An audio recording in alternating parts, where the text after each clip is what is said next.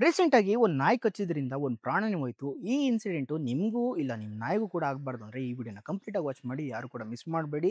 ಇದೊಂದು awareness video ಆಗಿರುತ್ತೆ. ಅದಕ್ಕಾಗಿ ನಿಮ್ಮ ಎಲ್ಲಾ ಫ್ರೆಂಡ್ಸ್‌ಗೂ ಶೇರ್ ಮಾಡೋದು ಮಾತ್ರ ಮರಿಲೇಬೇಡಿ. ಹೌದು, ರೀಸೆಂಟ್ ಆಗಿ ಒಂದು ವಿಷಯ ಕೇಳಿರ್ತೀರಾ, ಒಂದು ನಾಯಿನ ಸೇವ್ ಮಾಡಕ್ಕೆ ಹೋಗಿ ಒಂದು ಕಬಡ್ಡಿ ಪ್ಲೇಯರ್ ಜೀವನೇ ಹೋಯ್ತು ಅಂತ. ಇದು ಏನಕ್ಕಾಯ್ತು ಅಂತಂದ್ರೆ ಅವ್ರ ನೆಗ್ಲೆಕ್ಟ್ ಇಂದಾನೇ ಆಗಿದ್ದು. ಒಂದು ಸಣ್ಣ ಸ್ಕ್ರಾಚ್ ಅಲ್ವಾ ಅಂತ ಅನ್ಬಿಟ್ಟು ಬಿಟ್ರು. ಅವ್ರ ಮನೆಯವ್ರು ಕೂಡ ಕಬಡ್ಡಿಗೆ ಹೋದಾಗ ಎಷ್ಟೋ ಗಾಯಗಳಾಗುತ್ತೆ ಅಂತ ಅವರು ಕೂಡ ಸುಮ್ಮನೆ ಬಿಟ್ರು. ಅವ್ರು ಒಂದು ಶಾರ್ಟ್ ರೇಬಿಸ್ ಇಂಜೆಕ್ಷನ್ ತಗೊಂಡಿದ್ರೆ ಇವತ್ತು ಅವ್ರ ಪ್ರಾಣ ಉಳಿದಿರೋದು. ಈ ತರ ಯಾವ್ದು ಕೇಸ್ ಕೂಡ ಆಗ್ತಿರ್ಲಿಲ್ಲ. ನೀವೇನಾದ್ರೂ ಈ ತಪ್ಪು ಮಾಡ್ತಾ ಇದ್ರೆ ಫಸ್ಟ್ ಸ್ಟಾಪ್ ಮಾಡಿ. ಅಂದ್ರೆ ಇಲ್ಲ ನಿಮ್ಗೇನಾದ್ರೂ ಗಾಯ ಆಗಿ ಆ ಸಲೈವ ಬಂದು ನಿಮ್ ಗಾಯದ ಮೇಲೆ ಬಿದ್ರೂ ಕೂಡ ನೀವು ತುಂಬಾನೇ ಹುಷಾರಾಗಿರ್ಬೇಕಾಗುತ್ತೆ. ಈ ರೇಬಿಸ್ ಅನ್ನೋದು ಒಂದು ಇಂಜೆಕ್ಷನ್ ಫ್ರೀಯಾಗಿ ಸಿಗುತ್ತೆ ನಿಮ್ಗೆ ಗೌರ್ಮೆಂಟ್ ಅಲ್ಲಿ. ನೀವು ಎಲ್ಲರೂ ಕೂಡ ಹಾಕ್ಸ್ಕೊಬಹುದು.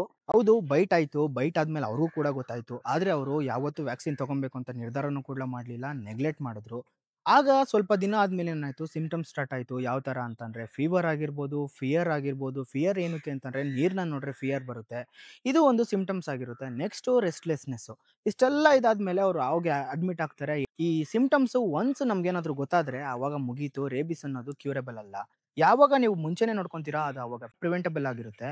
ಯಾವಾಗ ನೀವು ಸಿಂಪ್ಟಮ್ಸ್ ಬಂದಾದ್ಮೇಲೆ ನೀವು ನೋಡ್ಕೊಂತೀರಾ ಅವಾಗ ಪ್ರಿವೆಂಟ್ ಆಗಂತ ಚಾನ್ಸಸ್ ಇರಲ್ಲ. ಕಾಪಾಡ್ಕೊಳ್ಳೋಂತ ಚಾನ್ಸಸ್ ಕೂಡ ಇರಲ್ಲ.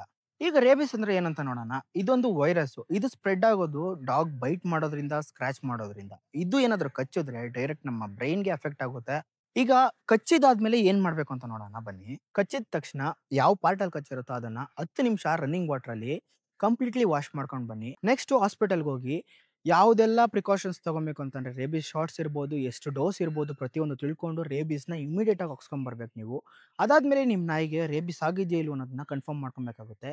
ಕನ್ಫರ್ಮ್ ಆದ್ರೂ ಕೂಡ ಇಯರ್‌ಲಿ ನಿಮ್ಮ ನಾಯಿಗೆ 2 ವ್ಯಾಕ್ಸಿನ್ ಇದ್ದೇ ಇರುತ್ತೆ ರೇಬಿಸ್‌ದು. ಅದಾದ್ಮೇಲೆ ಬೂಸ್ಟರ್ಸ್ ಜೊತೆಗೆ ವ್ಯಾಕ್ಸಿನ್ ಹಾಕ್ಸ್ಲೇಬೇಕು. ಅದು ರೇಬಿಸ್ ವ್ಯಾಕ್ಸಿನ್. ಇಷ್ಟೆಲ್ಲ ಇದ್ರೆ ನೀವು ಒಂದ್ ಸ್ವಲ್ಪ ಬಚಾವ್ ಆಗಿದ್ದೀರಾ ಅಂತ. ಇಷ್ಟೆಲ್ಲ ಆದ್ಮೇಲೂ ನೀವೇನಾದ್ರು ನಾಯಿ ಕಚ್ಚಿದ ಮೇಲೂನು ನೀವು ಏನಾದ್ರು ನೆಗ್ಲೆಕ್ಟ್ ಮಾಡ್ತಾ ಇದ್ದೀರಾ ಅಂತಂದ್ರೆ ನಿಮ್ ಪ್ರಾಣನೂ ಕೂಡ ಹೋಗ್ಬೋದು. ನೋಡಿದ್ರಲ್ಲ ಒಂದೇ ಲೈಫ್ ಹೋಗಿದ್ದು. ಆದ್ರೆ ಆ ವಿಷಯ ಬಂದು ಎಷ್ಟೋ ಹಾರ್ಟ್‌ಗಳ್ನ ಬ್ರೇಕ್ ಮಾಡ್ತು.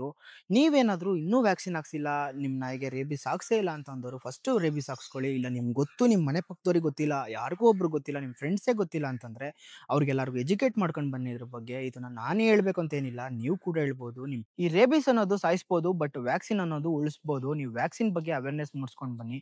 ಯಾರ್ಯಾರೆಲ್ಲ ನಮ್ಮ ಪೇಜ್ನ ಇನ್ನ ಫಾಲೋ ಮಾಡಿಲ್ಲ, ಫಾಲೋ ಮಾಡ್ಕೊಂಡ್ ಬನ್ನಿ. ಮತ್ತೆ ನಿಮ್ಮ ಪೆಟ್ಸ್ ಸಾಕಿರೋಂಥ ಫ್ರೆಂಡ್ಸ್ಗೆ ಈ ರೀಲ್‌ನ ಮತ್ತೆ ನಿಮ್ಮ ಪೆಟ್ಸ್ ಸಾಕಿಲ್ದವ್ರಿಗೂ ಕೂಡ ಈ ರೀಲ್‌ನ ಶೇರ್ ಮಾಡೋದು ಮಾತ್ರ ಮರಿಲೇಬೇಡಿ.